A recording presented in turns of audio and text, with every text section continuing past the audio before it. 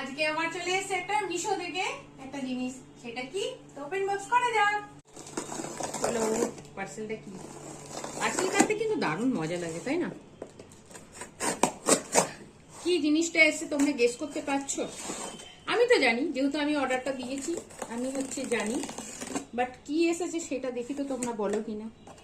বাবারে কি, আমি তো ভাবছি ছুরি ভেঙে যাবে মনে হচ্ছে। ওরে বাবারে, আমি কাটতেই পারছি না।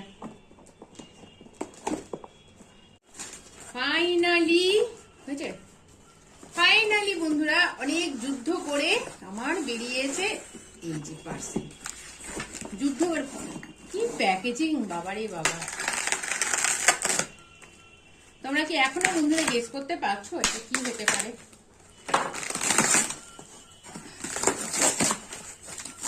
বলো তো। এইটা হচ্ছে একটা সাইড টেবিল, মিশো থেকে নেওয়া। আমি এই ধরনের জিনিস মিশো থেকে কখনো নিইনি, ফার্স্ট টাইম ট্রাই করলাম।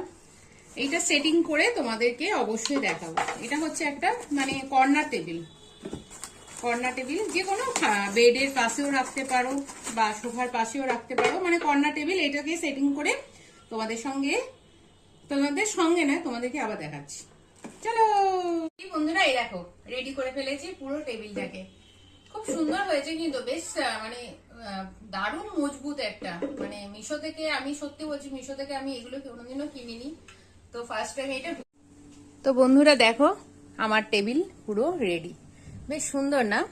আমার তো বেশ পছন্দ হয়েছে। এ দেখো পুরো আমি একদম ফিটিংস করে দিয়েছি, তোমাদের দেখাচ্ছি। তোমরা যদি এই ধরনের নিতে চাও, এটা কিন্তু কোনো অ্যাড প্রমোশন না, বাট আমি তোমাদেরকে জাস্ট সাজেস্ট করলাম। বেশ ভালো, কাঠটা বেশ ভালো মনে হচ্ছে, তো ইউজ করলেই জানা যাবে।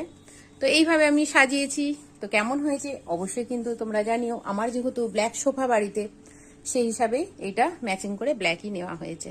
তো টাটা, ভালো থেকো সবাই।